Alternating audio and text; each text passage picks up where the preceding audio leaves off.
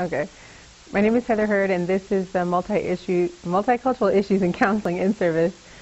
And so today we're going to talk about multicultural issues in counseling. I know that we usually advertise this as cultural sensitivity, but I kind of like to take it a little step further because it's a little bit more than that. Just really quick introduction about me for those of you who I do not know. I have been here for 17 years and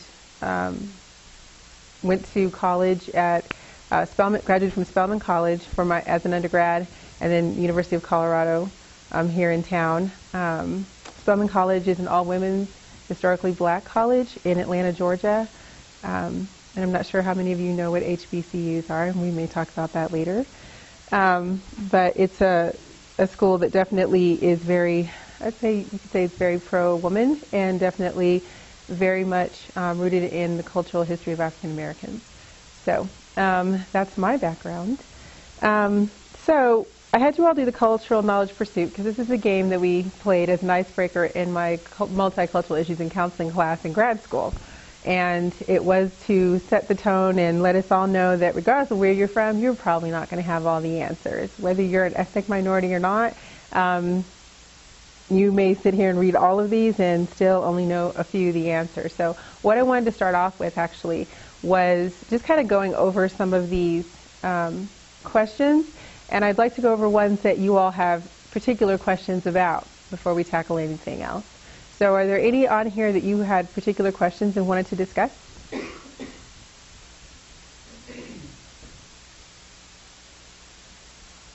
Yes, ma'am.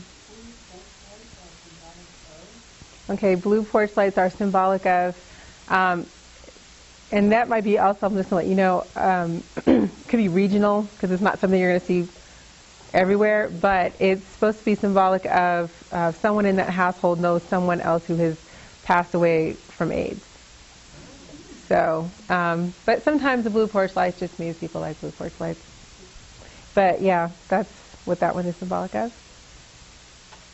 I don't understand the moxibustion, cupping, and coining. Anybody have that? Moxibustion, cupping, and coining. Does anybody have an answer for that before I answer it? Yes?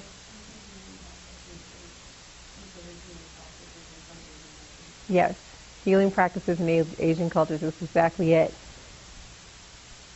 And specifically, I believe, do you know which is which one? Do you know that? Have that?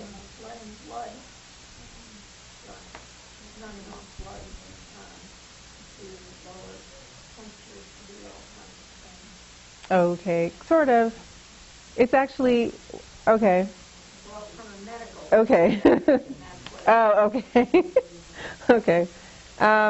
So cupping usually involves, in this case, cupping involves placing bamboo sticks on various parts of the body to draw blood to the surface in Asian practices. And moxibustion usually involves heating cones that are placed on the body, the heat from which is absorbed into the body and believed to produce healing benefits. And coining is kind of exactly what it sounds like. It's taking a coin and rubbing it along the afflicted muscle or part of the body.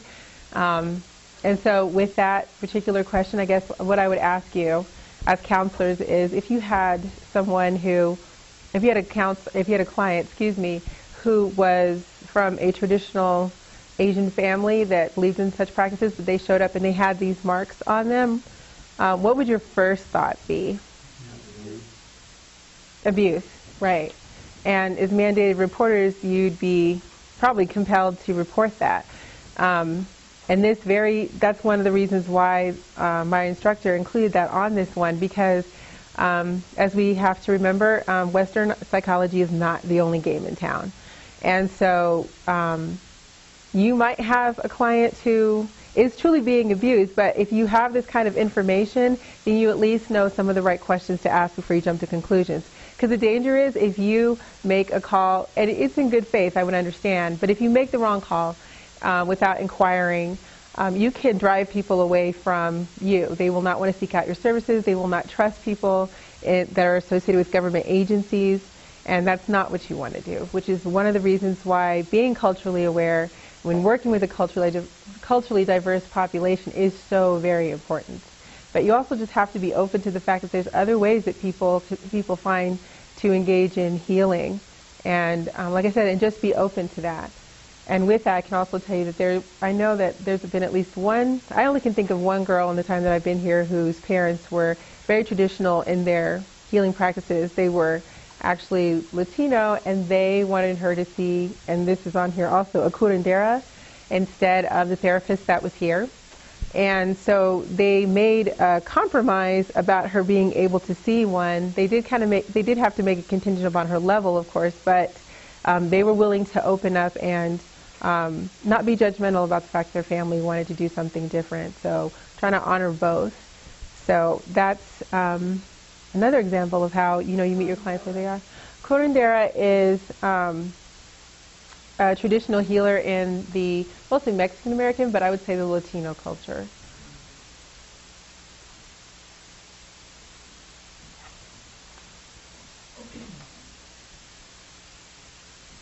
And you would go to them for physical as well as psychological issues. All right, any others that stand out for you? What is sweat? What is a sweat? Okay. Yep, Native American cleansing ceremonies. Sweat lodge,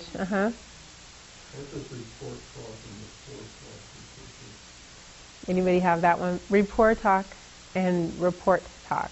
What does that refer to? Anybody have something before I answer that? Something that you have to make a report on, but you have to establish rapport with people to be able to understand where they're coming from, you're coming from. Right. So report talk would be primarily straight information. So if a client of yours, if you find out, if two girls are fighting and you call the crisis unit, they go over to IU and you want to know what happened, you're going to talk to them and they're going to tell you, hopefully, straight out what happened. That's a report. And that's, at the moment, that's all you really care about. And rapport talk would be, as Gail was saying, when you're trying to build a relationship with someone, and some of the rapport would probably come in later, because at that moment you're just trying to find out what exactly happened. And then the rapport building, more of the connection and the relationship building would come after they've settled down and you've been able to kind of put things together. But when you're working with the girls, if you're working in counseling anywhere, you are going to be doing a lot of rapport building, so a lot of rapport talk, relationship building. And that makes a huge difference too when you're working with people of other cultures or ethnicities, because listening is going to be key to understanding what their needs are. Any others? Yeah, the suicide rate of gay and lesbian teens is about what in relation to heterosexual peers? Okay, so the question is, what is the suicide rate of gay and lesbian teens in relation to their heterosexual peers? Does anybody have an answer to that or a guess? It's definitely higher. Definitely higher. Mm-hmm. Like by a third. Mm-hmm. I don't know what the current rates are, but it used to be 33% higher Than actual teens. Mm-hmm. So it is listed as 3 times as high. What's the division? I'm sorry? What? Where are we? Oh, I don't know. That is not information that I have. That was just in generally speaking. And any thoughts as to why it's so much higher than their heterosexual peers? Bullying, acceptance, say again? Depression, feelings of depression, guilt, feeling ostracized. Yep, those would all be really good answers. And then just to kind of throw out a resource, are any of you familiar with Rainbow Alley in Denver? Okay. For those of you that aren't, Rainbow Alley is kind of like, what would you call it? I'm going to say initially a safe house. It's kind of a community center. It is. Yeah, they provide support for gay, lesbian, bisexual, transgender teens. So it's kind of like a community center, but yeah, kind of like a safe house, basically, where they offer a lot of activities where people can feel safe and open about who they are. And that's located in Denver. I believe it's still located in the downtown area. I thought they'd moved, but I wasn't sure. Okay, and I know that Yeah. Okay. Any others that stand out? Kind enough to translate the sentence.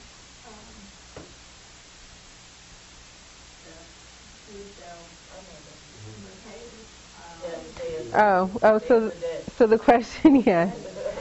So the question is, Dia de, I think it's Los Muertos. Yeah. What does that refer to? And you were saying the Day of the Dead. And can you just explain what that is?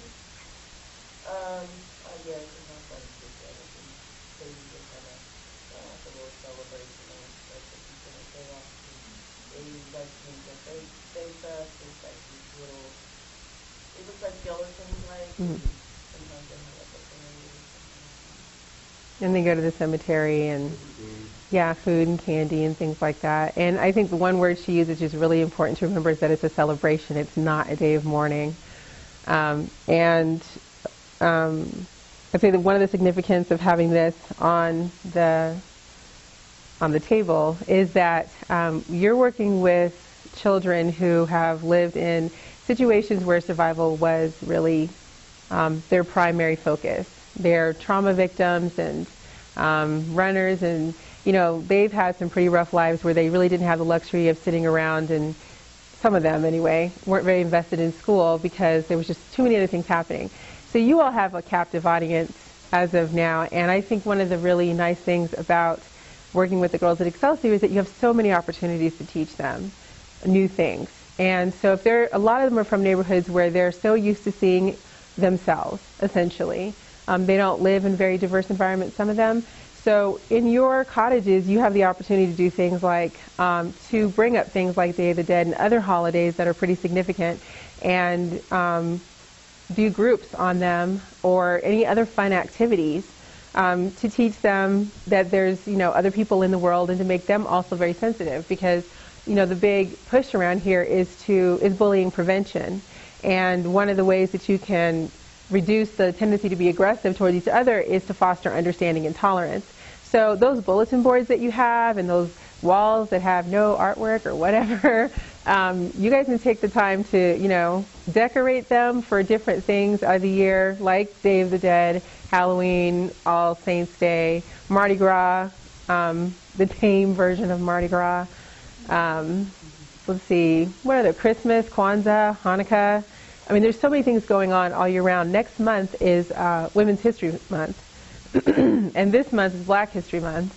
And then after that, I have to look it all up. But there's like Holocaust Awareness Day, I think, in the fall. And a lot of you come to the table with so much anyway.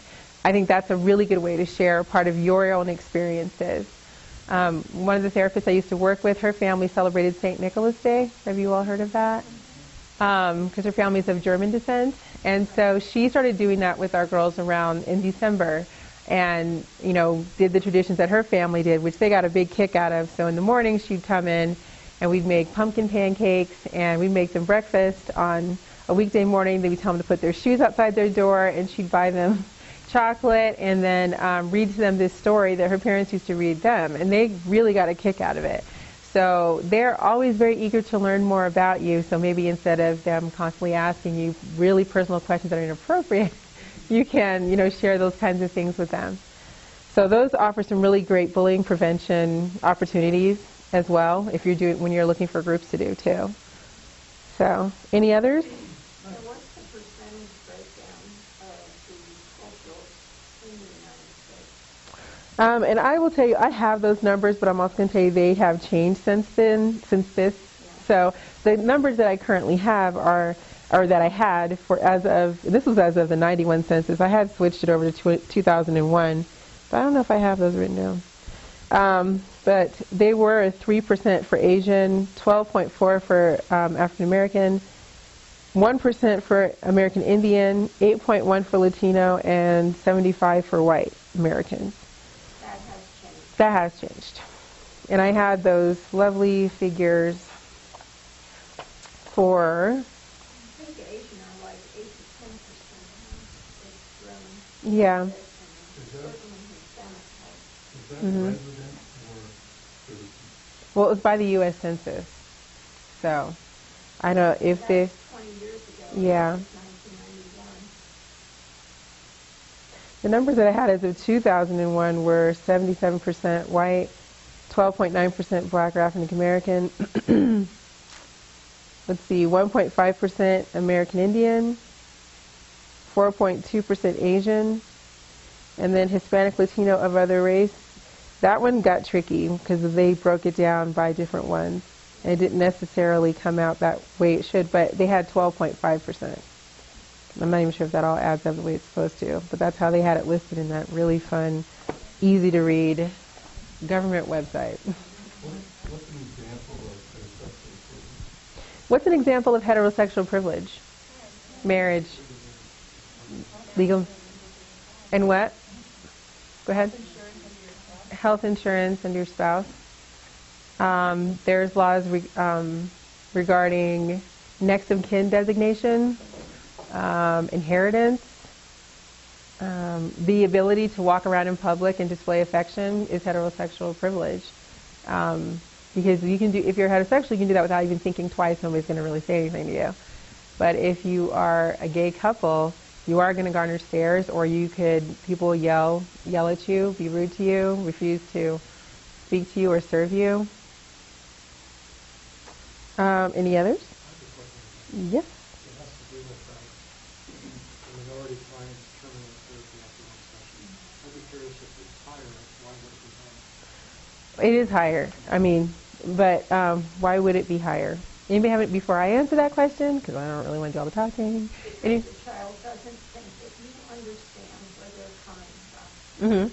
That is actually, that or any client. If they don't feel like you understand their worldview, then they may terminate. They have a tendency to terminate at a higher rate.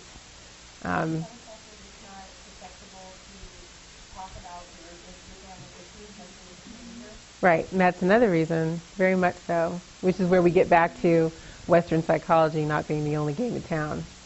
So, but yeah, those would be like the two most significant reasons, but definitely the first one that Gail mentioned. If they don't think you understand, then they won't really tell you anything. And I know that working here, it's been kind of interesting. I have definitely run into families where that has been the case and you've had to prove yourself. I think as a therapist anyway or a counselor, you're having to prove yourself no matter what. You have to earn their trust just on a basic level anyhow. But I've definitely worked with some different families and some different girls, individuals, where that's been a case. And one girl in particular I remember, we'll call her Danielle. Not that she's been gone so long, but anyway, we'll call her Danielle. And Danielle was from Washington, D.C., African American. And this girl was, she was about 5'10", 5'11", and definitely, not a big girl, but definitely very much anger management issues for real. And when she got angry, it was really best to get out of the way. But she was working with another therapist who actually, when he transferred her to me, said that he thought she might be going through some issues related to kind of culture shock being out here in Denver, Colorado, because being in D.C., if you've been to D.C., you know that they have a nickname. And she's very much used to seeing people that look like her. So coming here was just very different. It's very urban in D.C. You come here, it's very open, and it looks she's never been really out of the East Coast. But anyhow, so she was having a hard time connecting. She was not connecting with him, and he understood that, and he just let me know before she moved to my unit. And the interesting thing about her was, as much as she was quite the fighter, one day I took her off campus to we went to go have her apply for a job. Turned it on. All of a sudden she became so poised and so well spoken, and you're just like, okay, so what happens to you when you get back to campus? And of course she really couldn't tell me at the time, but long story short, probably too late, she would start getting really anxious and start provoking other girls when we started talking about her going off campus to get a job or to do anything on her own. And this is somebody who actually previously was pretty independent. And come to find out, after I finally just said, what's really going on here? She told me that she was really afraid to go off campus by herself because she thought the Klan and the neo-Nazis were going to get her. And those are the words she used exactly. This is a girl who I would want in a bar fight.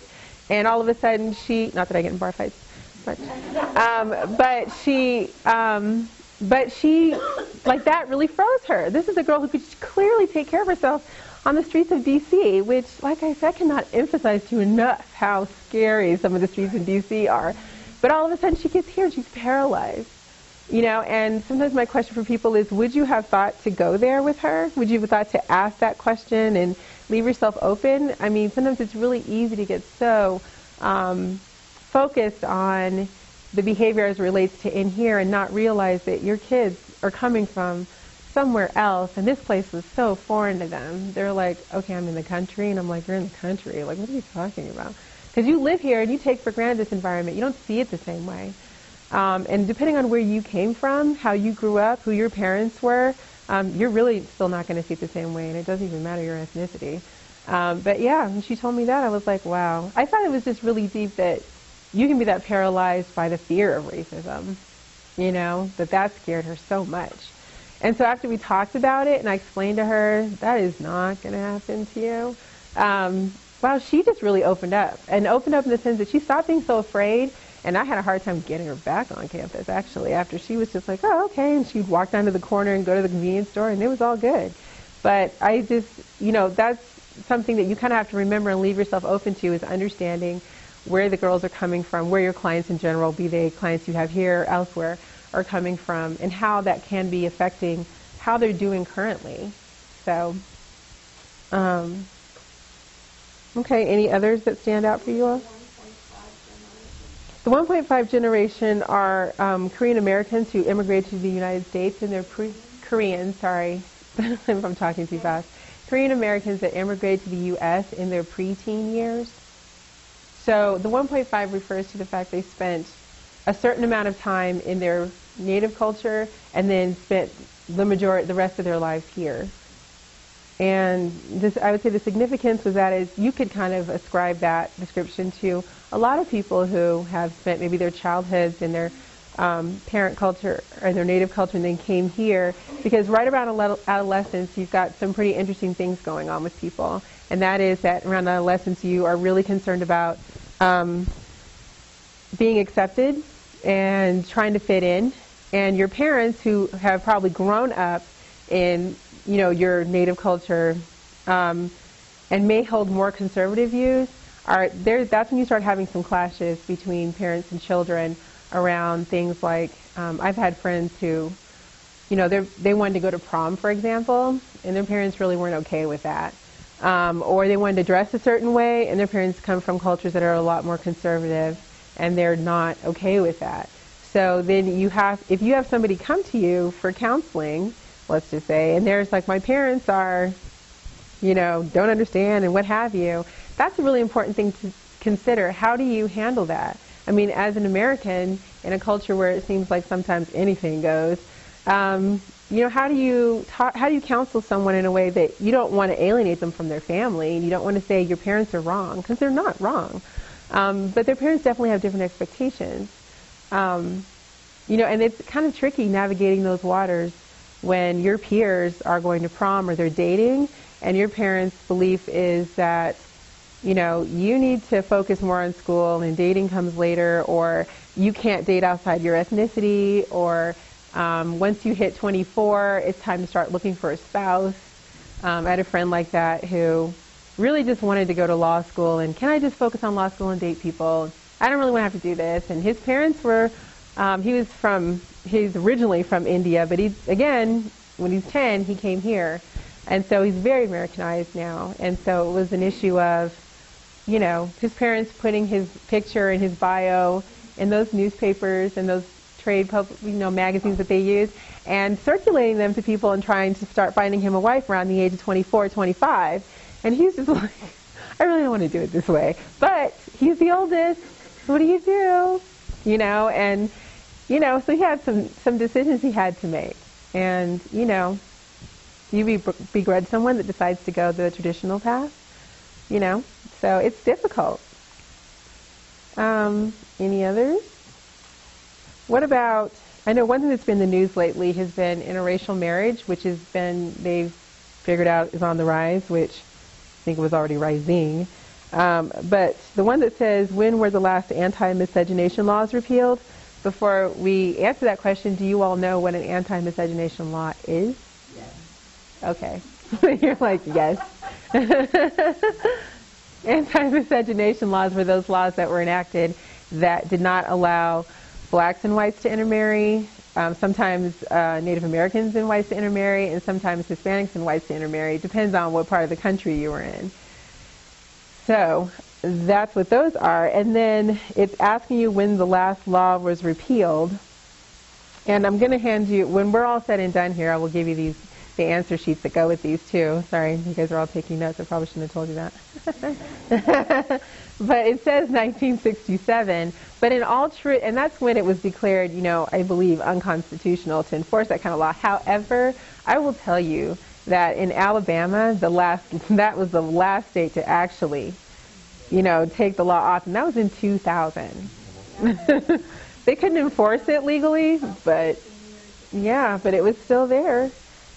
So, and actually, I think in that same state, not probably within since this century, I believe there was a high school that made the news for still having 2 separate proms. They did. Yeah.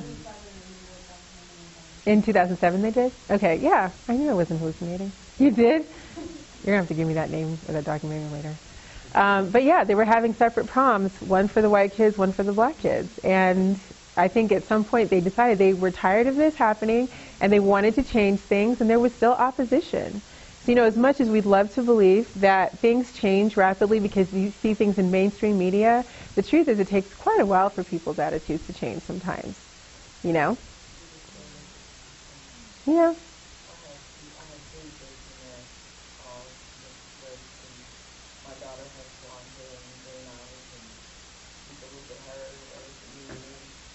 Try to figure out what she is. And for the longest, my daughter, until she was probably in third grade, she thought she was white, because that's what little kids say all the time. But no, I'm not white, my mom is white. And their dad is actually Irish and Hispanic, so it's like.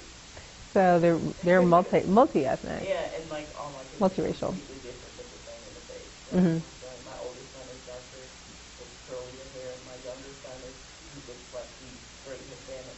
And then I have my blonde hair, blue eyes, green eyes, maybe. Yeah, and I have, I've known, and I guess that's the significance of that one too, is that with interracial marriage being on the rise, you have children that are multiracial. And if I gave you guys a handout and it says, I think, living color on that one, and I apologize for how it looks. I couldn't find my master copy, so it's really dark. But it's from Newsweek, and it's from '97. I think the date came in the bottom, and I still use that handout because I still think some of that information is still very relevant, very current, and even more so now. But at the time, it became a big deal because Tiger Woods was on the scene, and everybody was trying to identify what he was, and everybody wanted to claim a little piece of him. The black community claimed him, and then the Asian community claimed him, because it was a big deal that he broke into golf and was doing so great, a sport that normally is dominated by, Caucasian men at that time. Now we know it's gotten definitely a little more varied and a little more diverse. But the issue was, he is multiracial. He describes himself as being Cablasian. So he's not excluding either of his parents, which his mother, I believe, was quoted one time as saying that to say he's one thing leaves me out.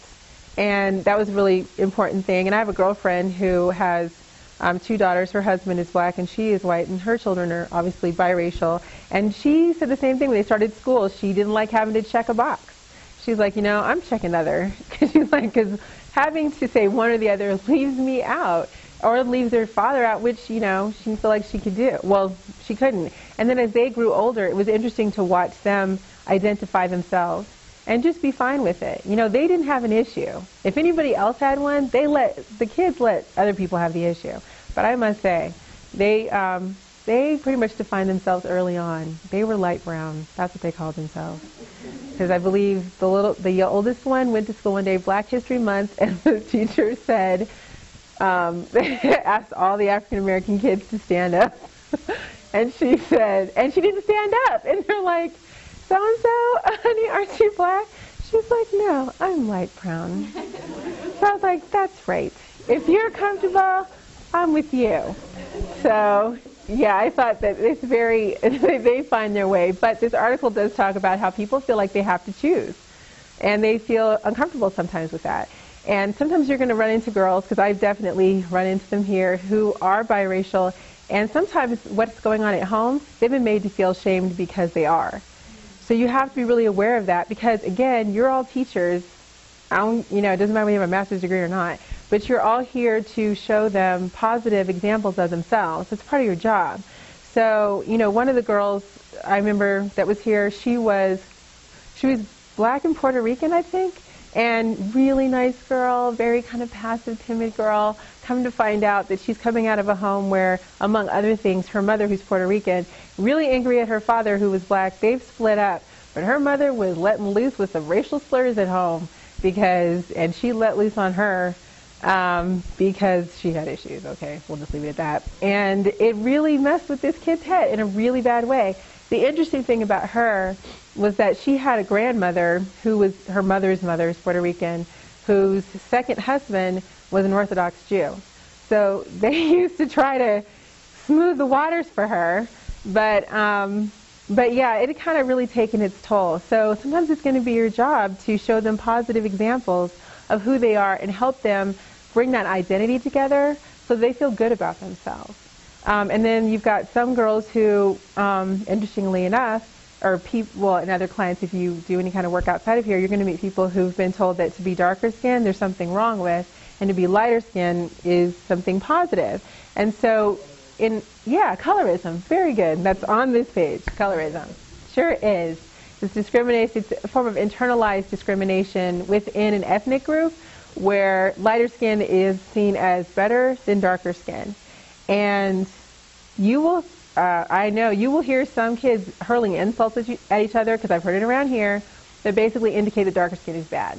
And some kids come from homes where the same thing has been said. And if there's more than one sibling and good Lord, if there's siblings and they are of different hues, and that would even be like in like the Hispanic culture too. If your skin is lighter versus a little more, more brown, you might be seen as being more favorable. So you might have been called or made to feel like you weren't as attractive. So again, you all are teachers, and you have to be sensitive to that when you're working with some of our girls, because they could have received a host of messages from home or their environment that have made them feel like they're not good enough or not pretty enough, and things like that. So, and that also is connected to bullying too.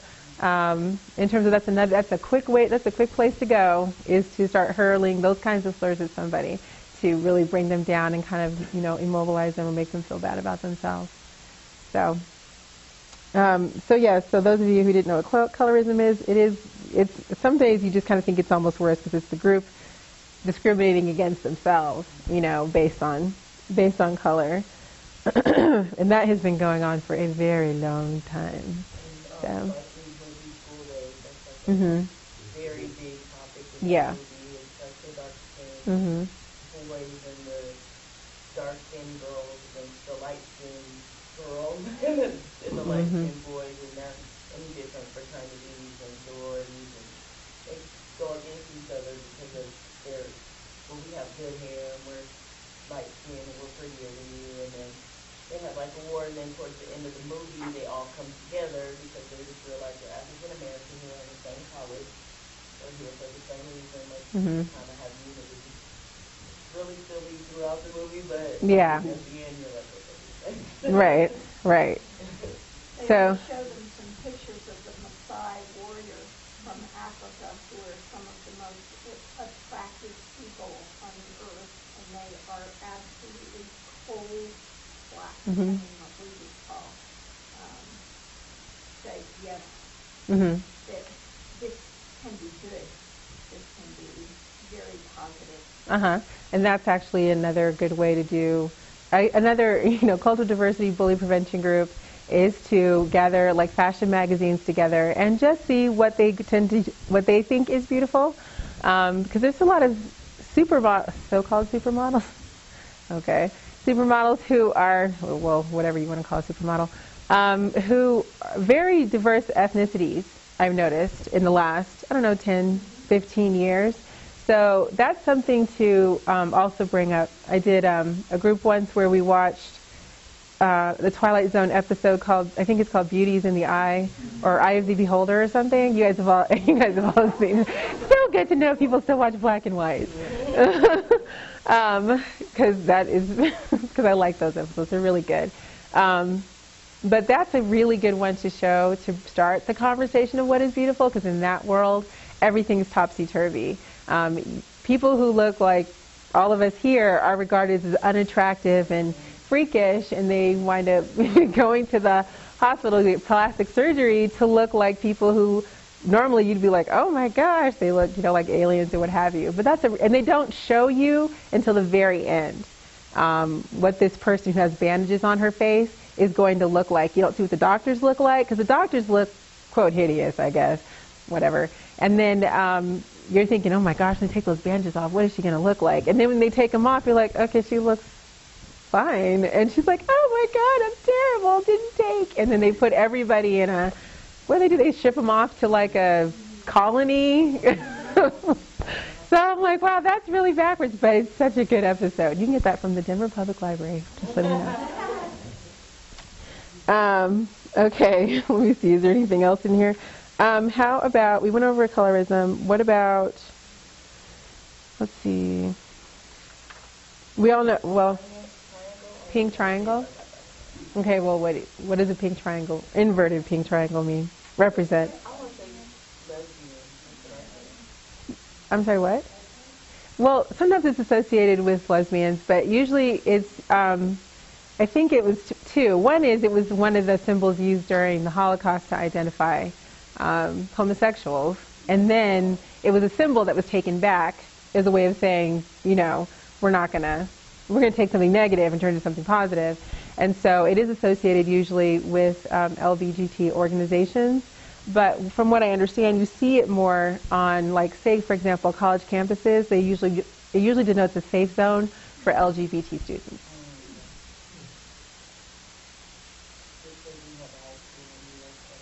Yeah, I remember that. That opened quite a while back. Only 5? I thought it was longer. Yeah. I remember when that high school opened. Okay, which culture values mastery and control over nature? Yeah. Yeah, well, European and Western. Yeah, European or Western. Yeah, because usually when people read this, they read it differently, but values, and I usually get answers like Asian or Native American, but understand that examples like Asian and Native American are cultures that usually live in harmony with nature. They pretty much respect it, traditionally anyway. And let's see. Oh, La Plática? Mm-hmm. It's a form of communication building, or kind of like rapport building, rapport talk.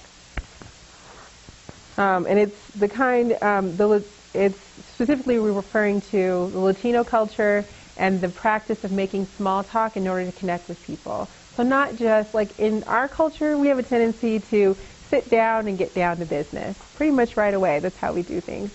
And with La Plática, it's social pleasantries. How's the weather? How's your family? Generally making those inquiries and not just being so quick to try to get down to business. And it's actually connected to, where's the other one? Personalismo, which you'll excuse the fact that I don't have a really great pronunciation. But basically, La Plática is kind of the action, and personalismo is like a concept, like the umbrella concept of the importance placed on building a relationship and connection with people.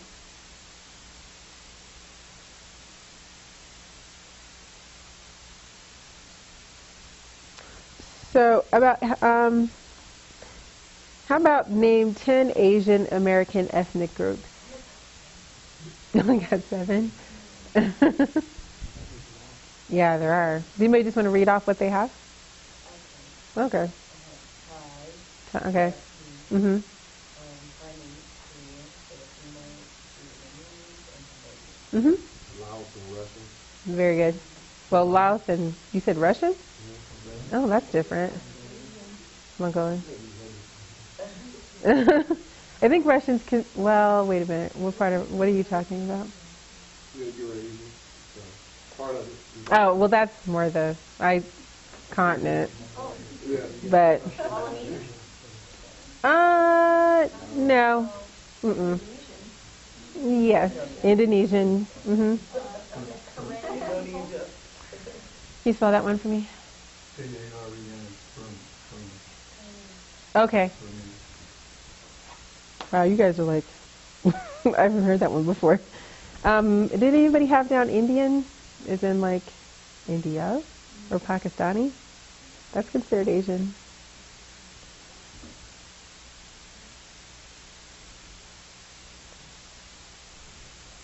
You know, in regard to his Caribbean, it's quite a large community in England.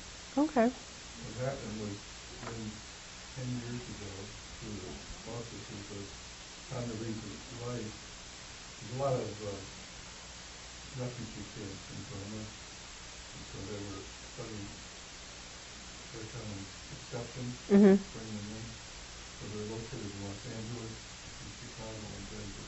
Oh, okay. And there's a pretty large number. Okay. That's a group I haven't. Really? Well, this is This is a Christian group. it's a Burmese. Mm-hmm. Okay. That's a group I am not familiar with, but good to know. Fairly recent.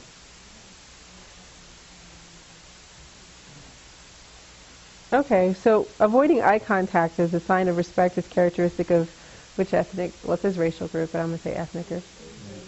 Asian and Native American. And why would that be important for you all to know? I think we get stuck on making the kids make eye contact. Yeah, we are.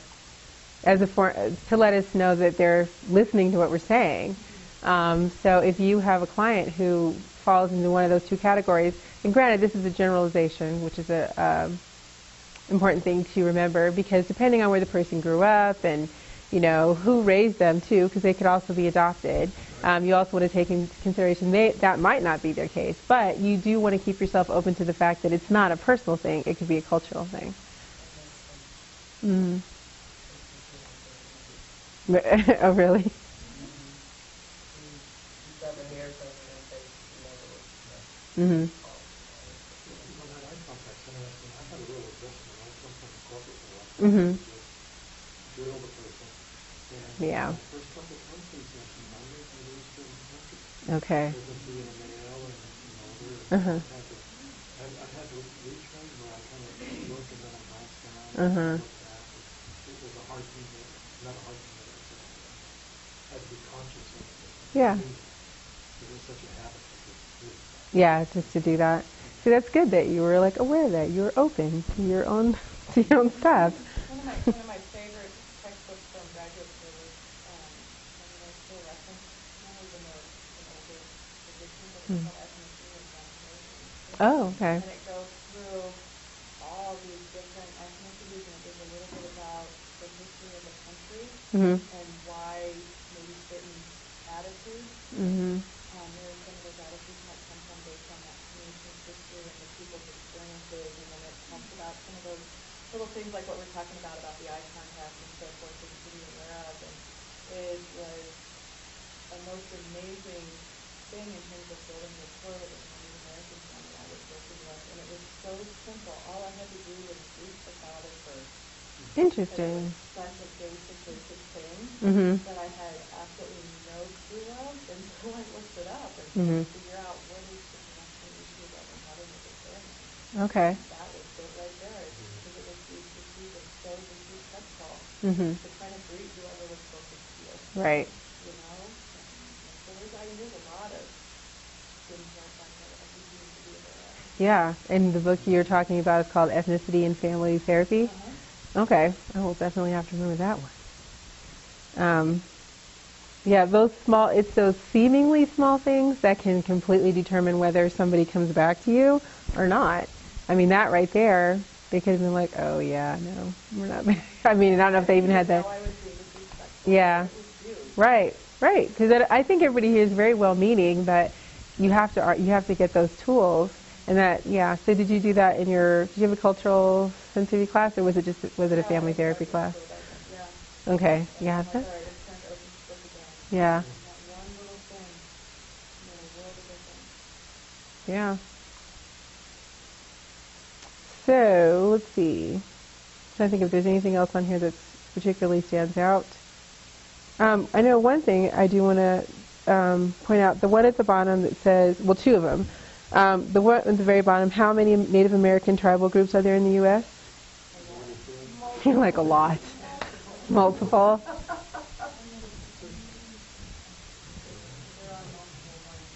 Uh-huh.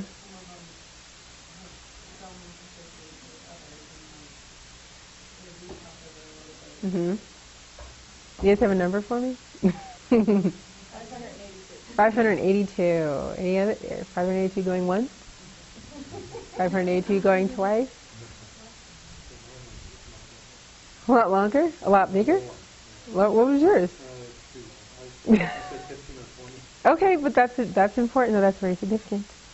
It is. What did you just say? Did you say 582? Oh, okay. I should have brought prizes. She's like off by like 5. It's like 587. No, she's like so close. I've never had anybody that close before. I'll buy you a pop. Is that our fallback? I'll buy you a soda. 87. Yeah. Yeah, that's. I know. That's like amazingly close. I'm like, okay, taking her to buy lottery tickets. Yeah, there's 587. But I think it's really significant that you said you thought like 15 to 20. Yeah, so do you mind telling us why you thought it might be 15 to 20? Because I guess you hear the typical groups. Mm-hmm. Apache, and some of those. Mm-hmm. Big New York, you have but so I thought maybe 15 or 20 Mm-hmm. major groups, and then all the other ones. I knew there was going to be more. Mm-hmm. But I thought they would be considered some. Okay. No, that's exactly what I think most people wind up thinking, that, again, like you're saying, you're used to hearing certain names, and those are the only ones that you hear, if you really hear them at all, honestly. Because in truth, when's the last time you read an article or turned on the news and heard about any of the Native American groups in particular? A lot? When you're listening to C-SPAN or Okay. NPR. there is a lot of talk about Mm-hmm. success. I mean, Native American people with certain areas, the way that they're treated, Mm-hmm. and how that helps make them successful, Mm-hmm. or simply being dependent on the government to do Mm-hmm. everything for them. But we were born and raised on the East Coast, Mm-hmm. and you would be surprised at how different the Indian tribes are that are on the East Coast. And when we came out here and recognized that Mm-hmm. there were some of the great landsmass tribes Mm-hmm. that are out here. Yeah, and I think a lot of people forget, because I know for a while there, I know I did, because I've been raised mostly west of the Mississippi, that there are groups all up and down, the East Coast and in the South. And I remember for a while, well, when I started working here anyway, Excelsior was still contracting with a lot of Native American groups. We had a lot more American Indian girls than we do now. And I know in a really rare instance, we had a girl who was from Mississippi, which I don't know any kids that are coming from the South these days, but she was, I believe, she was Choctaw, if I remember correctly. She was? I have her for a while. Yeah, we used to do family therapy through the council. Okay. We were really careful about what we did. Yeah. Yeah, so she was Choctaw. Yeah. Yeah, that was, gosh, I don't even know how long ago that was. But, yeah. Yeah, so we definitely had more than we do now. But that used to be, there were enough here that at one point we did have a cultural awareness groups going on, and we had a Native American group where the girls would come together and meet and engage in certain practices as a way of helping them stay connected.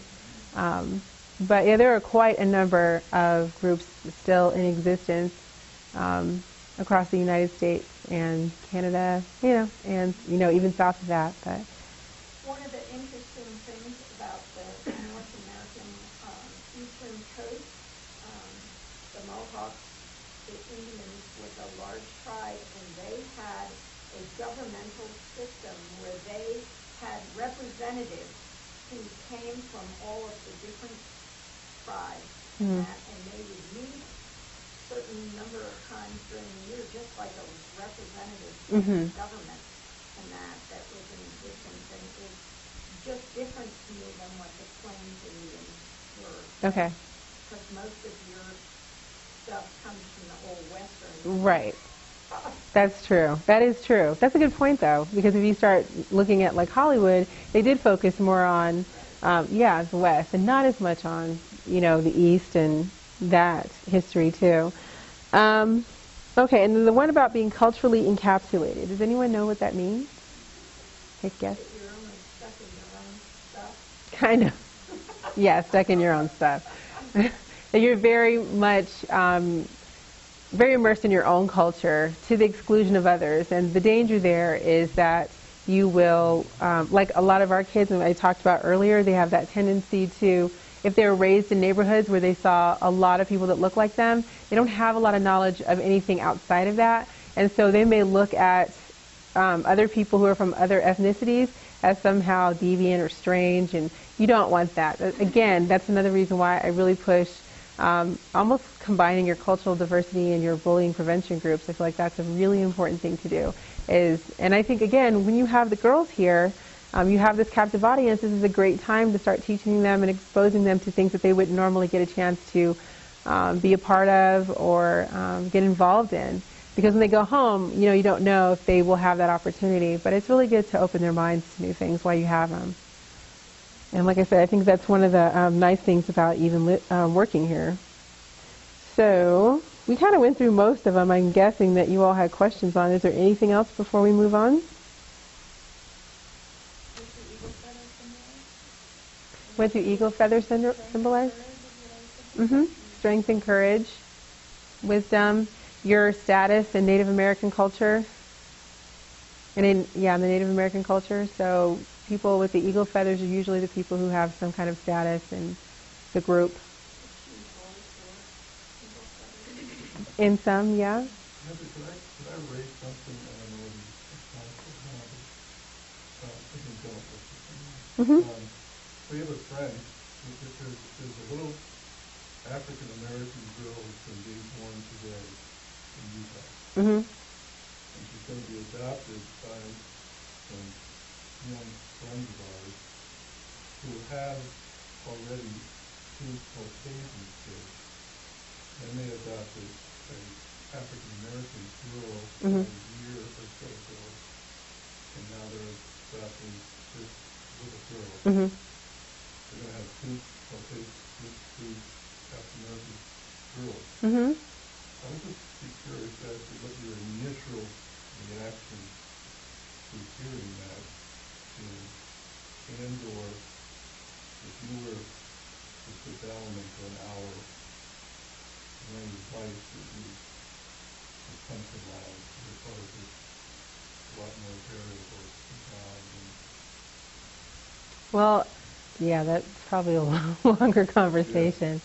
Yeah. I'd have to talk to you about that one-on-one. Because a lot of our kids, because of remarriages that are involved with different ethnicities in their household. Right. I mean, with what's going on. Yeah. I mean, as far as hearing it is nothing surprising. I feel like things are, society is so shifting in terms of what they find to be acceptable, and no one really bats much of an eye at. So surprise would not be a reaction. But I think, it's kind of, to me, it's almost no different than if you were adopting a child you went to China and adopted children from there, is that, remembering to be sensitive to their differences and realizing that you're their parents and they probably will see you that way, and if you love them, they will love you back, but other people outside of them are probably what they're going to have to contend with. And that's like the short version, but I'd have to... No, I know. You know, it occurs to me, maybe I'm wrong about this, but when we talk about the Native Americans, when that book gets to giving the title, Wounded Reef came out in the 60s, my point is that it seems like, Native Americans have been around a long time, and all of a sudden this book came out, and from that point it seems like there's been a whole different change in terms of people's view or interest in Native Americans. My point is, it seems like in history, civil rights, different things happen that just start to change things. Slowly. It's just interesting to me how that works. I guess it's not surprising, but it's just an interesting thing, how things change, going along gradually, all of a sudden something happens, and then it starts to go different ways. Yeah. Kind of all of a sudden, I guess if you're talking about those things, but yeah, I understand what you mean. So, let's see. So on the board, as you guys can see, I just thought I would write down the definition of cultural sensitivity that somebody once gave me that I thought was, I thought was good. And the last part, I think, is the really important part, not that the rest of it isn't, but I think in the midst of all of that, you still have to be a person who's willing to look at yourself and really, and look at yourself in the sense of a couple different things. Like I said earlier, who are you in terms of how were you raised? Who raised you? What values do you have? What biases do you have? And then how does that affect not only your worldview, but then when you're working with different clients, how does it affect your ability to work with them? Because there's no way you're not coming to the table without biases. We all have them. It's just how things are going to be. You grew up around people who imparted their opinions to you. You either took them on or you rejected them and then formed your own. I know when I came here and started working with the girls, I know that there were, my eyes were open, definitely. This has definitely been a huge learning experience, especially in those first few years. But I remember one of the girls was from Delaware, African-American girl. She was from Delaware, and up until I talked to her, I just thought Delaware was an extraordinarily small state. It probably had a lot of bed and breakfast, and you just think, oh, quaint and colonial Delaware. And I know they had Air Force bases because I'm a military brat, and I'd driven through Delaware, which didn't take much time. And so I just thought, and I drove through the part that was really nice, evidently, because I didn't see the rest of it. And when she started telling me about what life was like where she was from, I was like, are you sure we're still talking about the continental United States? Because I really was like, are you kidding me? I mean, she described a neighborhood that was just so... Have you seen the movie New Jack City? Like, at the time, I was like, that's what it sounded like, this New Jack City. It was very rough. It was definitely inner city projects. The cops come in after the shooting stops. Her family was heavily into selling drugs. It wasn't a thing. It was just like a family business, how they survived. She was kind of a parent figure because her own parents were kind of on the super dysfunctional side. Talked about government corruption, where her grandmother was going to be kicked out of her government housing if her grandmother didn't do a favor for the person who helped get her the government housing. I don't even like the case manager or whatever this person was. And I just sat there and listened to her and was like, okay, clearly a whole nother side that I'm not familiar with and don't really want to get to know that well. So, I mean, it's just, like I said, it's amazing if you listen to the girls and just let them talk to you, what you learn. When I was in college, I was doing some tutoring, and my college is located in Hurd, in Atlanta. I am freely admitting that. And it's in a really low-income area, and we were tutoring like 4th and 5th graders from lower socioeconomic backgrounds, and I remember my friends and I were trying to, I think we were trying to help some kids with parts of speech, like noun, verb, adverb, adjective. So you can kind of tell how old I am, because all of us had watched Schoolhouse Rock when we were coming up. And so I remember one of my girlfriends trying to use that as a tool to kind of teach them the parts of speech, and they just looked at her like, what? And then I know that I gave an example to somebody else for a math problem, and I used a sport, and I'm not really into sports, but I used the sport of soccer. Like, I lost everybody after that.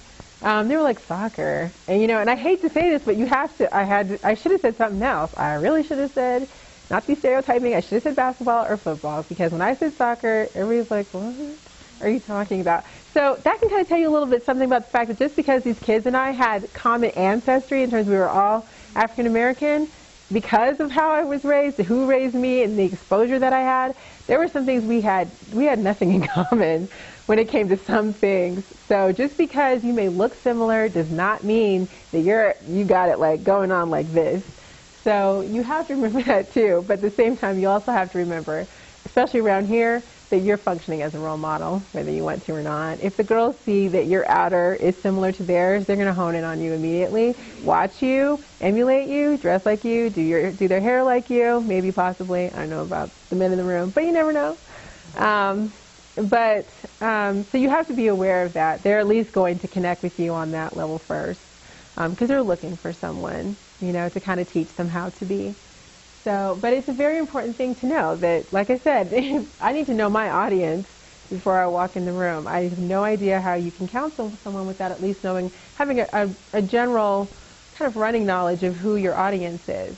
I mean, if you all were advertising executives on, Madison Avenue, you would be doing your research before you put that product out there and started, doing your commercials and what have you, because you need to know who you're trying to reach. And essentially, you guys are trying to market good mental health, essentially, good self-esteem, and you need to get buy-in.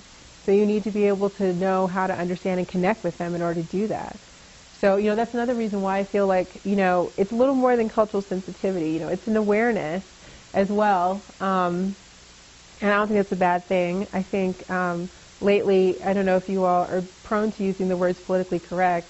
And my advice is please throw that out of your personal lexicon. I cannot stand those two words. I feel like it's a way of kind of not being sensitive to the fact that you live in a very diverse society in the United States of America. And you just have to have a general respect for other people, period, in the story. It doesn't have to be about politically correct.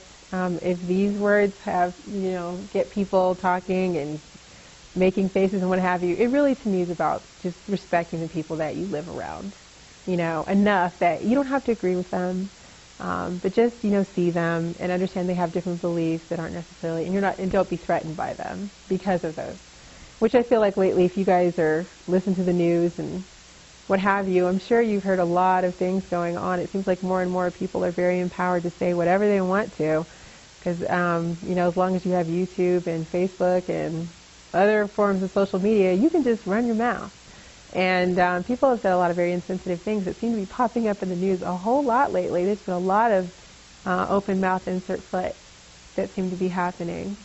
So again, I just go back to, it is being sensitive and aware, but it's being respectful is, a big part of it. And with our clients, most definitely, because they've already been disrespected.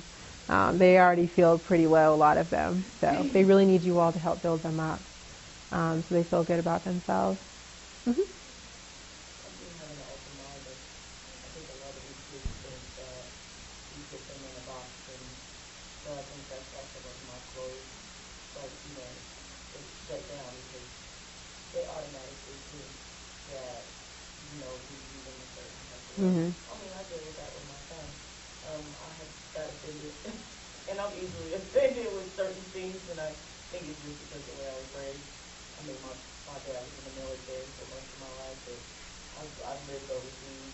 So I have an open mind, and I've been around so many different types of cultures. When people say certain things or put me in a box, it kind of offends me. Okay. You have no idea where I've lived and what I've seen, what I've been through. And a lived in Germany for 5 years before we decided to come to Colorado. Mhm. So that was like the last place I lived before we came here. But like my younger son has a mentor. He's never been to summer, and the teacher decided that he needed a mentor. And I'm like, no, my older son needs a mentor because he's acting out in school. He has issues with his behavior. And you're like, well, they just decided to recommend him. And I got really offended about it just because I was like, it's called Save Our Youth. Mhm. You guys may have heard of it. It's here in Denver. And I was like, well, Save Our Youth sounds like he lives in the ghetto, Mhm. that his parents couldn't have a college education, and I was like, well, this is really recommended for this program. And I said, I understand that, but I'm like, he really doesn't need it. But then I thought about it. My son is very, very flighty, and he really doesn't talk a lot, and he doesn't talk to people. So I was like, well, maybe this will help him open up, and his mentor is white, and so I'm like, okay, this is gonna be somebody that's different from him. He's older, and I mean, he's still a younger guy, but he has a wife, and he takes my son to his house to go to Avalanche games, and I'm like, okay, this is different. I'm just thinking that you make me live in the inner city, and that's just how I took it, and that's not what they were trying to do. Right. They were just trying to, have some of the sixth graders, because he's in sixth grade, just have a mentor, so like when they're heading towards high school, they don't fall into, hanging with the wrong kids Right. and stuff like that. And she was like, I'm really sorry that they didn't have this when your older son started middle school, because then we would have recommended that he have a mentor as well. But I just think that our kids, we have so many different roles. I call Shenandoah the gumbo cottage, because we have so many different types of kids, and we had girls come from like really tough East Coast, and you had one of those girls, and when she first came in, she was like, that white lady don't know nothing about me, and she can't tell me. I'm like, you know that white lady has a black son at home? And she was kind of shocked. And she was, really?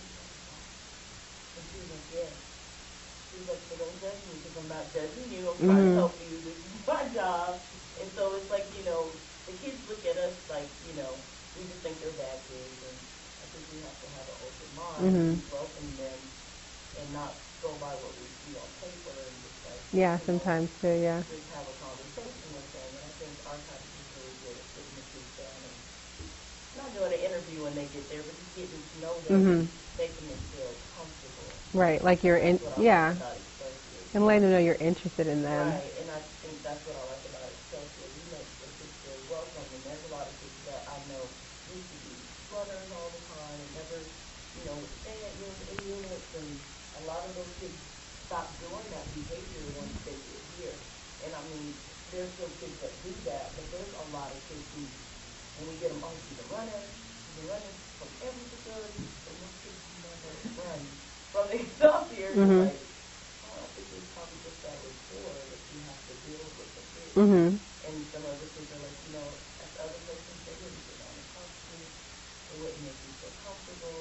Yeah. It's all about, okay, you're sitting at this, and you need to do this. And yeah. we try to have fun with the kids as well. Yeah. Did you have something, Yana? Oh, okay. So going back, just if you don't mind, to kind of what you were saying about your son and the mentor. So do you know why it was you got upset initially? It sounds like you acknowledged what you were upset about. Yeah. I just kind of, I don't know, the middle school that my kids go to, I really don't like.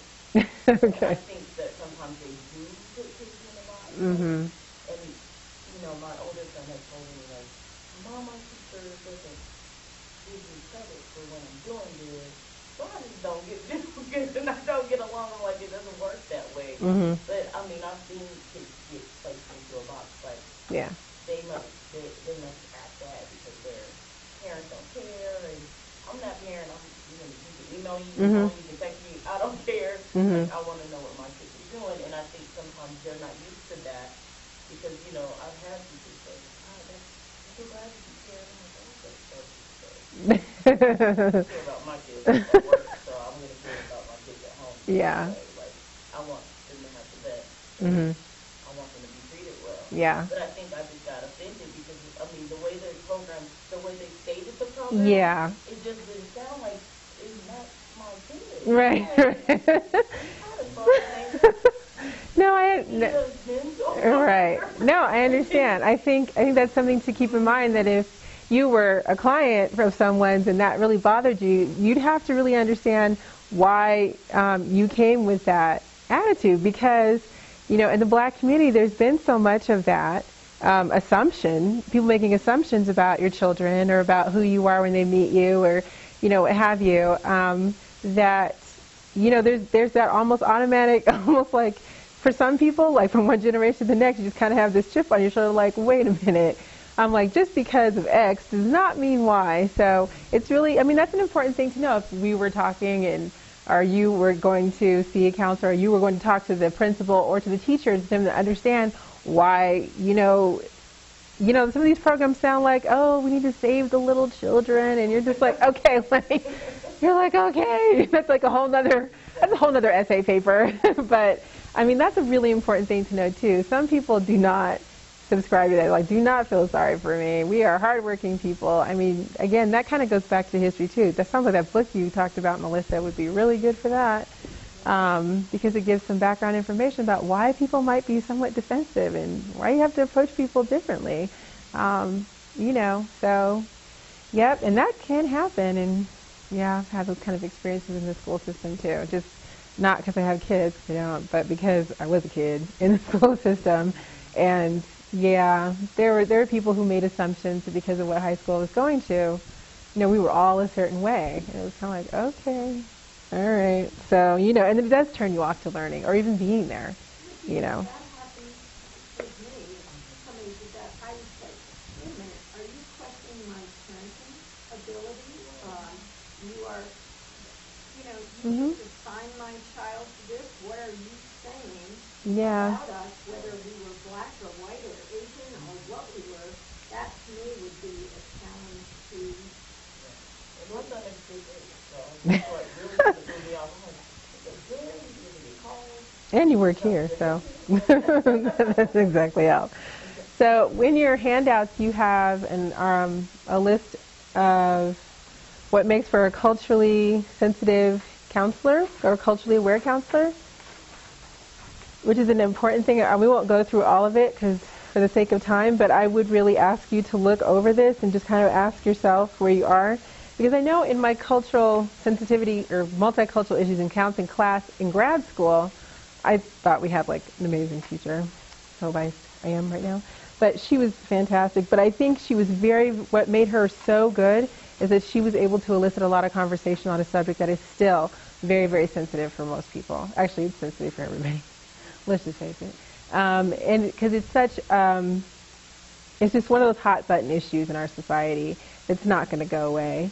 As you can see, if you watch the news or listen to public radio, which, you know, I do, and I hear all kinds of interesting things going on, everything from the Chinese American basketball player to the decision by, what was it, in Arizona to change the school curriculum because they were concerned about taking I think it was Chicano studies out of the curriculum because they felt like that class, that whole curriculum fostered negative attitudes between Hispanics and whites.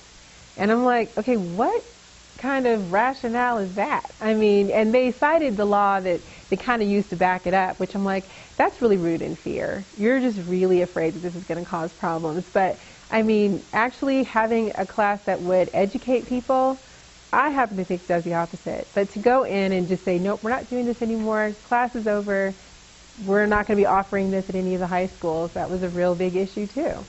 So. That's the first thing that comes to my mind is what's going on in the classroom. Mm-hmm. But they feel like it's backfired so much that it's creating conflict. Mm-hmm. That people are not coming out of that class culturally aware. People are coming out of that class feeling frustrated. Mm-hmm. I mean, it could be. Yeah, well, it could be, except that the only thing I never heard was that whether it was having negative results. It was a small faction that was not comfortable with it based on another, I think it was based on, and I can't quote it because unfortunately I should have it in front of me, but they named what it was what their rationale was based on. But they felt like that it would bring on negative feelings between Hispanics and whites. But nobody ever said whether it was backfiring or not. That's the thing. Nobody ever said that it was actually doing that. And I think even if it was, I think you still should look at, if you need to change the training of the teachers, then do that. But by taking out altogether, they cause more of a firestorm. Because, Arizona's already struggling as it is with, everybody wants to know what's your motive for doing, this and racial profiling. And they're not really, right now when it comes to that PR thing, they are flunking miserably. So, there definitely are different ways to handle it, but that one just did not seem right. So, so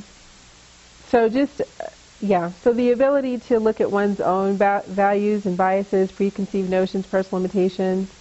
I think I highlighted a few that I thought were particularly just important to really look at first, and then of course hopefully you'll read through the rest of them. Obviously it's not really realistic to think that you're going to have this vast storehouse of knowledge in your brain about all these different ethnic groups, because this country is extraordinarily diverse. Obviously, you named an Asian group that I have never heard of. So, there are so many different groups in this country. And you can't know everything. But you can start to get a working knowledge, and at least leave yourself open, make yourself available to different opportunities to learn. Because there's definitely a lot of those in our society. And just make yourself available for the knowledge, and be willing and open to listen. Versus snapping to judgment. Mm-hmm. I would just add, not only take advantage of learning, but experience. Mm-hmm. I went to a mosque just to find out, it's so nice. Mm-hmm. And I was expecting something like, yeah, what do you, yeah, defensiveness, mm-hmm. Suspicion. Yeah. And so it was really an eye-opener. It made me feel much better about Mm-hmm.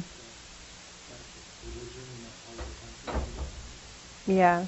And I think that and that's a really good way to definitely exit your comfort zone. That's really good. And with our kids who are very verbal, they love to talk, as you already know. And so if you ask them anything about themselves, they will be more than happy to share with you, to the point that you'll probably be like, gosh, I'm really sorry I asked you. But they're good teachers. I've learned a lot just from the girls that I've worked with over the years. About their different backgrounds and cultures and beliefs and what have you. And then conversely, I guess another thing to keep in mind is that as far as the whole reasons behind why it's necessary to even be culturally aware or sensitive is, has anybody here had to deal with clients who have been, who have exhibited racist behaviors or intolerant behaviors towards you? And how have you handled that? I think that's something that we don't talk about a lot, but I've watched counselors over the years get kind of thrown off by kids who will accuse you of being racist, or kids who definitely don't, say they don't want to talk to you because they don't trust you because of what you are, or we've had kids that have come here, which probably doesn't surprise me, so on the extreme. We had one girl that was so, I don't know if it was just the mental health issue itself or what, but she had to be escorted through the hallways by, I think, Joan a couple times because she was going off and spouting all kinds of racist stuff. And she was, she does not have a delay either. She was saying all kinds of stuff that kids wanted to come after her. She was making herself a target. It was bad. And eventually she calmed down. And again, I don't know if it was the mental health aspect of things that she just went there, and once she stabilized, we were better. But she, having to know that this is your kid that you have to meet with for therapy, you know what I mean? And especially if you're ethnically different than that person, you're like, oh my goodness, how can I get out of this? Because, I definitely recall kids whose either their families were not very tolerant, or they themselves weren't. Although I have to say, most kids, I feel like we're really good at winning them over. I have watched people make such amazing inroads with people who came in with such intolerant attitudes. But how do you deal with that? How does your staff deal with that when you have a client who will go there try to press those buttons, or really means it and will press those buttons. How do you handle those kids who will try to start a race riot? That's happened before. In my first 6 months here, there were a couple kids on the unit I was working on that tried to do that, and it did not turn out well. Not that riots usually do, but I'm just saying that they tried to start the riot, and the staff tried to call a group together, and they did, and tried to squash it, but it did not go very well at all. And I think it was well-meaning, and the fact that they were willing to even have the discussion at all and weren't afraid to go there, they're to be applauded. However, once you get all the kids in the group and you're trying to, bring this all down, and you're not really sure how to get it done, sometimes it can make it worse. So, how does your staff handle it if one or two kids start stirring that pot? Because that can get ugly and messy. I think part of it is kind of creating an environment in your unit of appreciation of differences, like you said, Mecca. So, in theory, this kid is not coming into an environment that's hostile. Mm-hmm. Because they're the ones that are coming and creating hostility. Mm-hmm. Doing lots of things that celebrate diversity. Mm-hmm. Is one way of creating that type of environment, talking about our differences in racism and cultures, Mm-hmm. and dealing with racist behaviors. Mm-hmm. Also, and helping the kids to understand, A, why this is not okay, and B, where these ideas came from. Mm-hmm. Being willing to hear their experiences. Yeah. Is a big thing. Being able to validate those experiences who they suffered racism. Mm-hmm. More recently, it's coming from the parents and the Mm-hmm. parents experience it, and so the kids are growing up with. Right. But talking about it openly and building some awareness on both ends. Mm-hmm. And at the same time, just creating an environment of tolerance. Yeah. Not just tolerance. I almost don't like that word. Creating an environment of really celebrating differences. Right. Yeah. So exactly what Melissa said is true. The question is everybody doing that? Or by the way, does everybody even know how to do that? And I think sometimes that's what you run into is not even sure if people really know how to do that. But what you said, everything that Melissa said is absolutely true. That's how you do that. And it's being also very proactive. You don't wait till you have the problem. You do want to create an environment where there is awareness, they feel validated and safe, and that, your staff isn't afraid to have these discussions, that you all aren't afraid to have these discussions, and going ahead and creating that, like you said, an environment where you're already celebrating differences. So that when they walk, for example, when I talked about your bulletin boards and the groups that you do, that's not being trite. That's stuff that if it's in place and the kids know that you all do these things, they feel like you see them. They feel like you respect them, that you're not afraid of them, that they can open up and they can trust you. So you're just going towards creating your environment. And those bulletin boards or your artwork is very visual. That's the first thing you see when you walk in a room. You look around. When you're a new kid, you look around, and what do you see? And what do you hear? And what are people saying to you?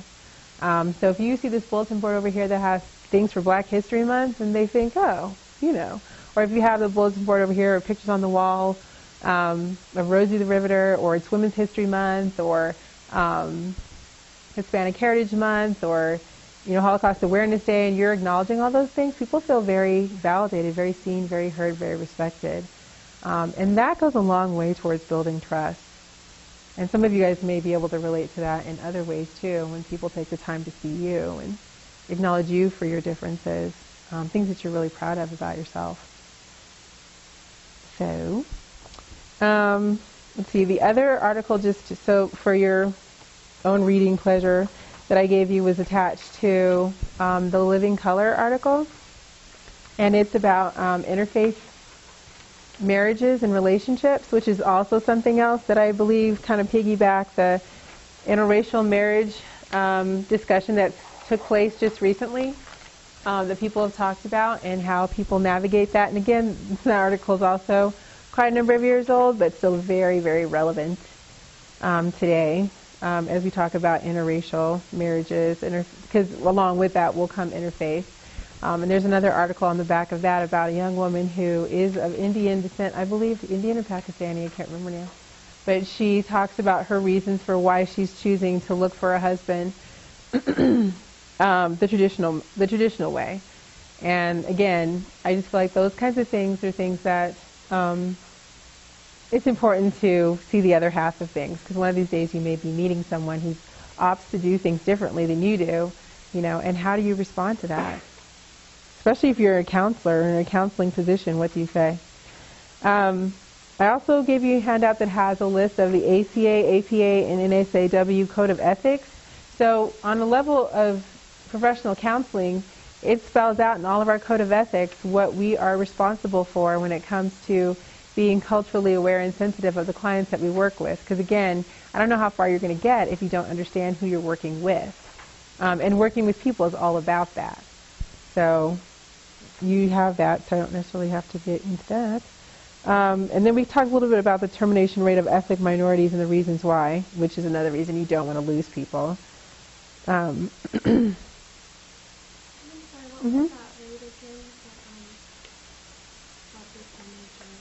People that terminate?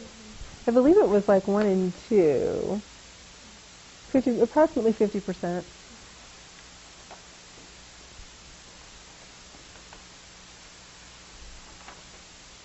But it also, I will say too, it probably also depends on the type of counseling. Because these days there are so many, we have such a diverse population, and I have a friend who used to actually work here at Excelsior who just started doing counseling with an agency that specifically caters to recent immigrants and people who've immigrated from countries where they've suffered a lot of trauma. And she said that she really enjoys the work, actually, that, they seem to be very willing to come in and to talk and what have you.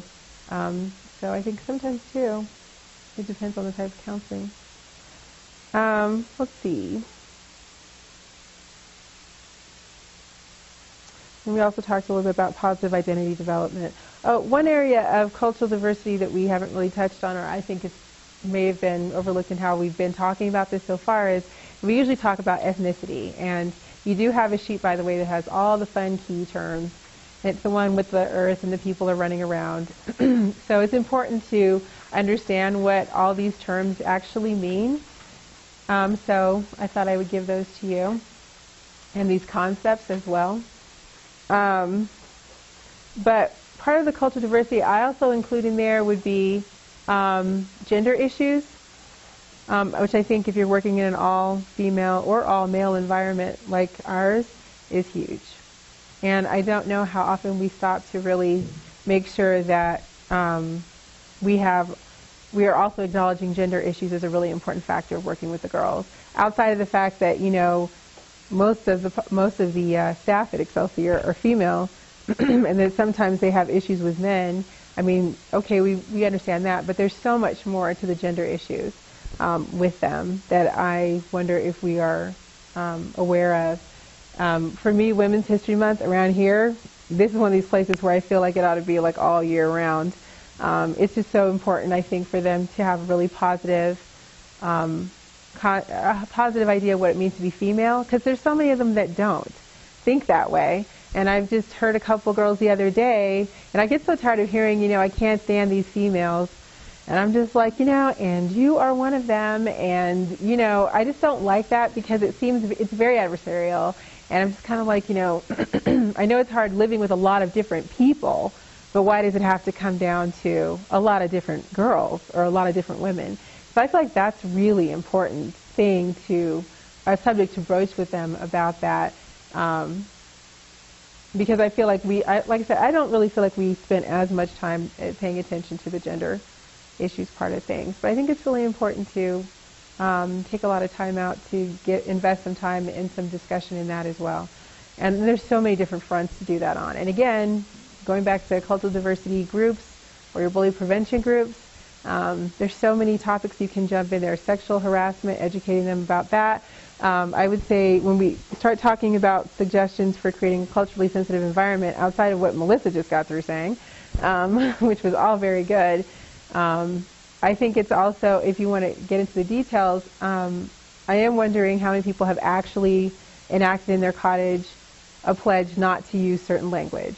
I mean, when we're talking about not being aggressive towards each other, have we said we're not going to allow, it's not okay for you to use the following words anymore in here. If you do, X will happen. Because some people will argue, I mean, the girls will argue with you about whether it's okay to use the N-word, and we're like, and that continues to go on. But sexist language, I've met people that I assumed that most people knew what sexist language was, but a lot of adults really don't, I think I talked to somebody several months back and I said something about misogyny, and they're like, okay, what's misogyny? And I'm like, really? I was really shocked because I just thought everybody knew what that word meant. And it was an adult. It was somebody in their 40s, so I was really kind of shocked about that. So I can't assume anything. But I would say, looking at some of the language they use, explaining why it is not okay to dress a certain way when you tell them to go back to their rooms and take off those extraordinarily short shorts. We start talking about human sexuality is a subject that, a lot of that gets brought into play. I think that's all really important discussions to have with them. So not using sexist language, not using homophobic language, not using racist language, in your college is another way to start, dispelling some of the aggressive behavior that they, commit towards each other. And I am wondering how many people have that as a policy written down somewhere where you go over it with your kids, especially your new entries when they come in. I think that's really important to declare yourself literally in black and white on paper, to let them know and help set the tone. This is how we do things here. So just a suggestion, in addition to, practical ways to actually do it. Let's see, what else? And I also think, too, appreciating the diverse talents of your staff. Once again, you guys all bring something really special to the table, and I know you do. Everybody here has a unique background. You may not think so, but you do. And so you have something to offer and something to teach that is valuable. I just have a hard time believing that no one does. So, when you're planning out your meals on the weekends, maybe planning out some kind of cultural foods for dinner or for lunch instead of what's normally on the menu is also another really fun way and interactive way to teach and to, impart cultural awareness and cultural sensitivity. Getting the kids to help you plan the menu is even better. Because there were some girls that I just remember really they liked certain types of foods and they really wanted to make it. And when we had a few Native American girls, they wanted to make Indian fry bread. They were just so wanting to do this so badly. So we were like, finally, yeah, okay, hey, do your thing. And they they just felt really happy. I mean, they were just kind of having a good time in the kitchen while they were doing it and very eager for everybody to taste it.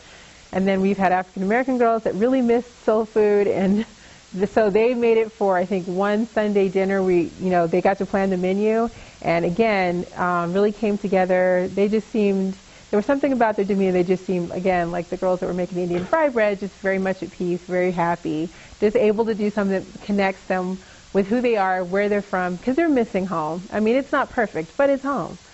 And, or bringing in people that I brought in a friend once to do a cooking group with the girls, and she is Native American and, well, she's specifically Chippewa and Mexican American. And so she came in and made enchiladas, which rock. And she made them with the girls, and they stood around, they helped her with the ingredients, and then she talked about them and showed them how to do it. And they were so engaged, like especially the Hispanic girls, because she's also bilingual. Just really wanted to talk to her, just anybody to talk to, just want to connect with you. And they just had a really good time, plus they got to eat. And it's always good when they get to eat. So that's, other ways to just kind of make it a little more interesting, a little more fun and interactive. We haven't done this in a while in Monarch, but I remember we went through a time period where we had each of the girls and the staff do like a presentation kind of on their culture. Oh, nice. Whatever they wanted it to be. And so people, some of the girls were looking up history and talking about family traditions around the holidays, and just food and art is always a part of it, and dancing and things like that. And so it's whatever the girl wanted to bring into the group, but everybody had a fun. That's good. So can I repeat what you said? Because since I don't, unfortunately, you guys need to get a microphone that we can pass around. I'm just going to tell you. But because she said good stuff, and I'm like, try to repeat it. But Melissa talked about having each girl, you said? And the staff too. And the staff, okay, each girl and the staff in their cottage being able to basically kind of present their culture, their heritage, and talk about family traditions and whatever they wanted to incorporate. So foods and dance and music and things like that. And every girl and every staff had a turn. And I think that's fantastic. There's your groups for you. But I think that's really great, especially, if there's that artistic component, you're like putting things on the wall, there's your wall art, problem solved. But that's excellent. That's a great way to connect, and have some bonding between staff and kids. So again, getting them involved, that's a really good one. Getting everybody involved, actually, that's a really good one. So other ways that I would just remind people, we're going to close it up in a few, is to remember things like our recreation department and our spiritual department, that to support those things and encourage our girls to go on the outings and to take your kids to the presentations on campus, because a lot of times the recreation department is really trying to bring in a multicultural component to the campus. They're bringing people in of all different types to perform and interact with the girls. So you want to get them involved as much as possible so they have more exposure. And then, of course, Ron and Gail are down this hallway. In the chapel, they do Bible study and church on Sundays. And they do. You also do the individual counseling as the girls request. So that's a very important part of, again, remember, identity development. Depending on where they're coming from, that spiritual component is definitely very much a part of what we're talking about here. And I do remember a time when sometimes the staff would take the girls to their churches, and I think sometimes they still do. I think Bridget does that occasionally. And that was a big deal for them. For a lot of girls, that was a regular thing, going to church on Sunday. And so they kind of enjoy doing that or getting involved in youth groups through some of the churches. There's the Point down the street at Colorado, I think it's Colorado Community Church at Iliff and Chambers. They have a youth group called the Point. They kind of have a little clubhouse type situation down there. We've taken our girls there before just to meet other kids their age and interact, and there's a spiritual component to that too. They've always really enjoyed it. So if you have girls that are higher level or something of that nature, that's a good group to connect with. When you're showing movies, and we started talking about finding ways to find movies that have to do with empowered girls or women, the movies that you choose.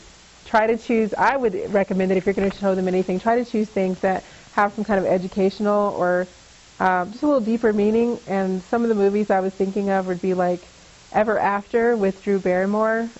She plays Cinderella, but kind of a different telling of it, where, quote, Prince Charming doesn't really need to rescue her. She kind of rescues herself. The Whale Rider is a really good one. I totally love that movie. If you haven't seen it, please rent it. There's one called In America. It's also really good. Hotel Rwanda is a good movie that's not rated R. I'm pretty darn sure about that. Is it? It is? I don't think it was. That's really? Okay. Well, if you can find the TV version then. Okay. Well, maybe you should watch Hotel Rwanda for yourself. There's one called Mad Hot Ballroom, which is kind of a documentary / movie about kids in New York City after 9/11. One way they were trying to help the children recover from that trauma was to teach ballroom dancing, because that'd be New York City for you, all the fine arts. And so they went into a lot of schools with dance instructors and showed them how to do some of the ballroom dances. And it's a really fun movie to watch. And the kids get into it because they're in competition. And our kids always like to watch the underdog come out on top. So Mad Hot Ballroom is good. Pressure Cooker, I just showed that to the girls. That's a documentary about kids in inner city Philadelphia who are in a culinary arts program, and their teacher is a drill sergeant. But she gets the best out of them, and they win amazing scholarship money to go to college and hopefully get out. So I would highly recommend Pressure Cooker. And you can find that at Denver Public Library too.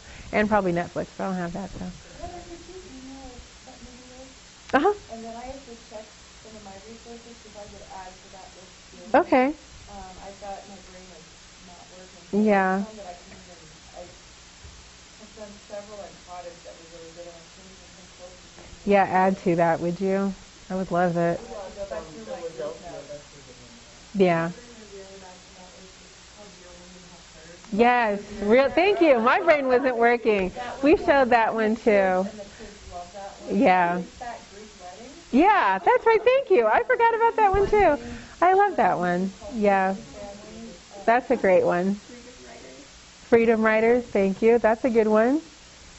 So you guys are good. And our family wedding. Our family wedding.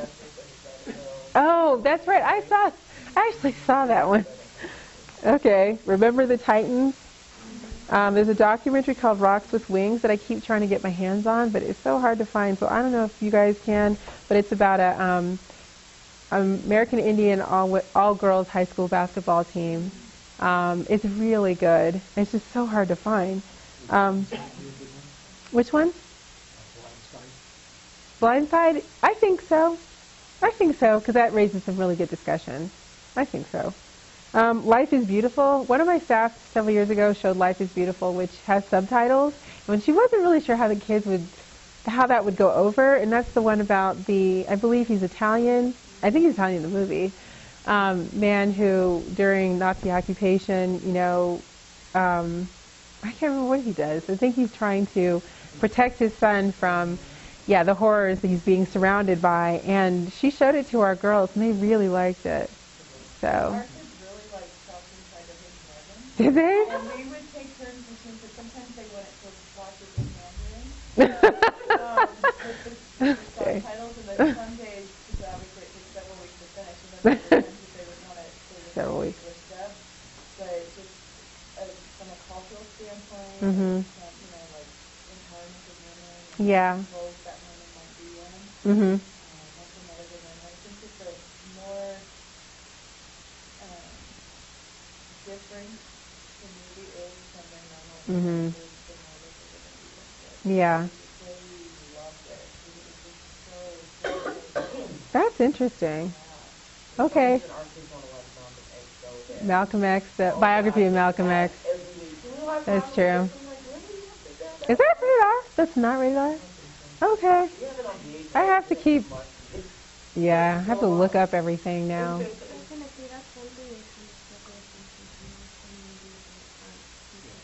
Mhm. Okay. That's good to know. So in Centennial, they struggle with finding appropriately rated movies. You can only show what in there? Only PG?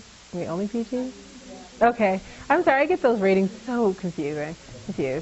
Yeah, so it's Historical perspective, somebody from the health. from a historical perspective. It's what? Okay. So if anybody knows of any good movies that Centennial could show their kids that are appropriately rated, they would like to know.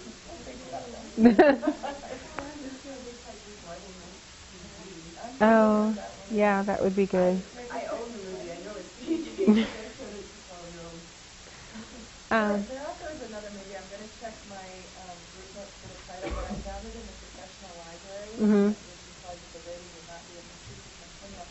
And it's tagged along with the articles you gave us about arranged marriages. Mhm. And it's Oh, yeah. about two very culturally different young women who meet Mhm. a teaching job in an elementary school. And as different as they are both in a situation where their families are arranging marriages. And so it's the different perspectives on why that happens and how it happens and their attitudes and feelings about it. Right. And then the fact that these two women become friends through their jobs and dealing with stereotypes and racism Mhm. in the school and, when they're going to the other person's house, dealing with it with the family members. Yeah, it's called Arranged, right? Yes. Yeah. Come on. Yeah. Yeah, I rented that one on my own, and I really thought that was very good. Yes, ma'am. Really, really like that one.